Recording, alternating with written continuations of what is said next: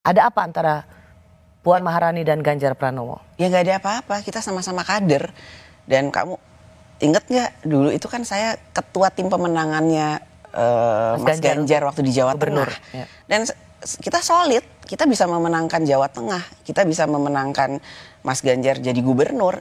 Dan pada saat itu ya sebagai satu tim saya merasa bahwa apa yang kita lakukan bersama-sama itu ya oke banget lah gitu. Jadi kemudian dan saya berharap kita selalu punya tim yang kuat dan solid seperti jaga kantong-kantong PDI Perjuangan. Jadi nggak ada pikiran macam-macam, nggak ada ditujukan oleh siapa. Jadi ya itu yang punya pikiran-pikiran kayak negatif seperti itu hanya ingin memecah belah PDI Perjuangan supaya nggak solid. Fatwa itu pendapat. Fatwa bisa didebat.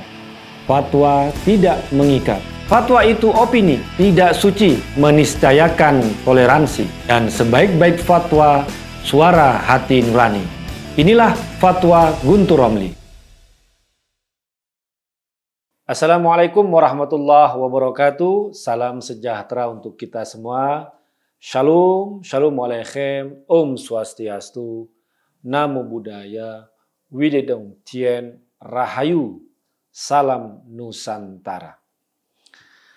Saya menangkap ada upaya yang serius untuk mengadu domba antara Mas Ganjar Pranowo dan Mbak Puan Maharani.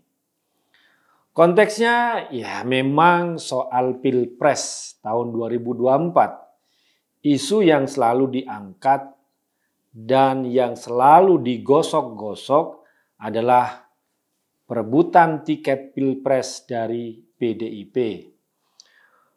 Tapi upaya adu domba ini saya tangkap merupakan skenario dari pihak-pihak luar Mas Ganjar dan Mbak Puan dari lawan-lawan politik mereka. Tahun 2024 PDIP memang berpotensi kuat menang ketiga kali baik dalam pemilihan legislatif dan pemilihan presiden yang bisa mengulangi kesuksesan PDIP dan capresnya pada tahun 2014 dan tahun 2019. Saya yakin ini yang menakutkan bagi lawan-lawan politik PDIP. Lawan-lawan politik mereka ya tentu saja tidak bermain secara langsung, tapi bermain di balik layar.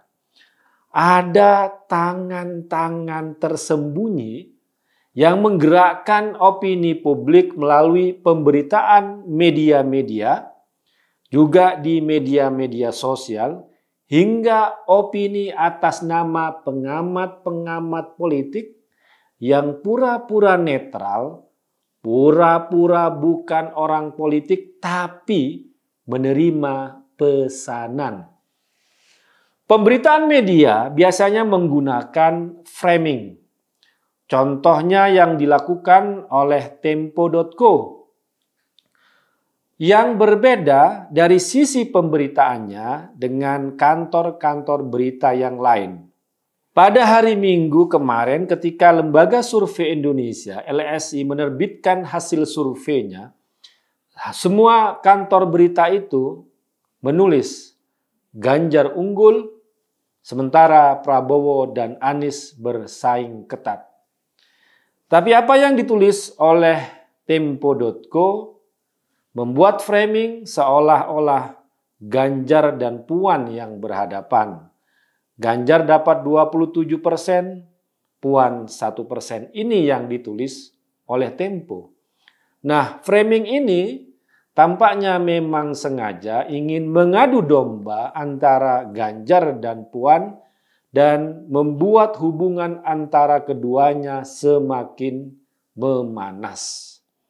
Yang menarik juga adalah survei dari Algoritma pada hari Senin. Ada berita yang ditulis oleh Republika pada hari Senin tanggal 23 Januari, Anies menang hanya jika Ganjar tidak nyapres. Nah, ini menarik. Bahwa hanya Ganjarlah yang bisa mengalahkan Anies. Maka berarti kubu Anies tampaknya sangat ingin Ganjar gagal nyapres. Mereka mau lawan selain Ganjar agar bisa menang dengan mudah. Maka diduga yang mau menggagalkan Ganjar pasti lawan-lawannya. Caranya mengadu domba dengan pihak internal, salah satunya mengadu domba Ganjar dengan Mbak Puan, bahkan Ganjar dengan Ibu Mega. Tapi kalau kita melihat kenyataan yang ada di lapangan, sangat mudah menemukan keakraban antara Mas Ganjar dan Mbak Puan. Terakhir, waktu di Solo, sewaktu ada acara Jalan Sehat menuju 1 Abad NU. Keakraban antara Mas Ganjar dan Mbak Puan sangat nampak. Bahkan Mbak Yeni Wahid, putri dari Ki Haji Abdurrahman Wahid Gus Dur, berkomentar dia sangat senang melihat elit politik akrab. Dan ini menurut Mbak Yeni akan menetes ke bawah ke masyarakat sehingga suasana menjadi adem. Mbak Yeni pun menyindir pihak-pihak yang selama ini ingin melihat Mas Ganjar dan Mbak Puan terlibat persaingan yang tidak sehat dan memanas, melihat keakraban antara Mas Ganjar dan Mbak Puan akan semakin kepanasan. Sebenarnya keakraban Mas Ganjar dan Mbak Puan juga terjadi sebelum acara 1 Abad NU di Solo kemarin.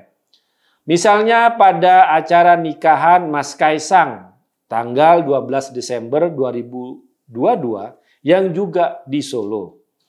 Mas Ganjar memposting di media sosialnya foto dia bersama Ibu Mega dan Mbak Puan. Kemudian juga di acara Munas HIPMI pada bulan November 2022, Mas Ganjar terlihat menyambut langsung Mbak Puan Maharani yang hadir untuk acara itu. Saya kira momen keakraban inilah antara Mas Ganjar dan Mbak Puan yang menakutkan bagi lawan-lawan politik mereka. Sehingga apapun caranya, apapun strateginya, keduanya tidak boleh rukun. Sehingga yang dimunculkan seolah-olah keduanya terlibat persaingan, hubungan yang memanas di internal PDIP untuk merebutkan tiket Pilpres 2024. Padahal kerjasama antara Mbak Puan dan Mas Ganjar sudah terjadi sejak lama. Seperti yang diakui oleh Mbak Puan di wawancara bersama Rossi di Kompas TV yang saya kutip di awal video ini, Mbak Puan adalah ketua tim ses pemenangan Mas Ganjar sebagai Gubernur Jawa Tengah. Dan Mas Ganjar pun menjadi Gubernur Jawa Tengah hingga 2 periode. Keakraban Mbak Puan dan Mas Ganjar ini menjadi harapan bagi masa depan bangsa ini untuk melihat kader-kader terbaik, politisi-politisi terbaik memiliki kepedulian dan bisa melanjutkan pembangunan, melanjutkan langkah-langkah politik baik yang telah dilakukan oleh Ibu Mega dan juga Bapak Joko Widodo. Dan kita pun juga berharap keakraban ini berlangsung semakin kuat dan tidak mudah retak.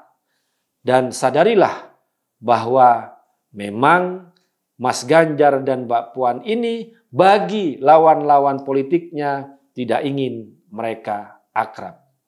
Jadi waspadalah, Mas Ganjar dan Mbak Puan ada benar-benar upaya adu domba antara Mas Ganjar dan Mbak Puan. Demikian, wassalamualaikum warahmatullahi wabarakatuh.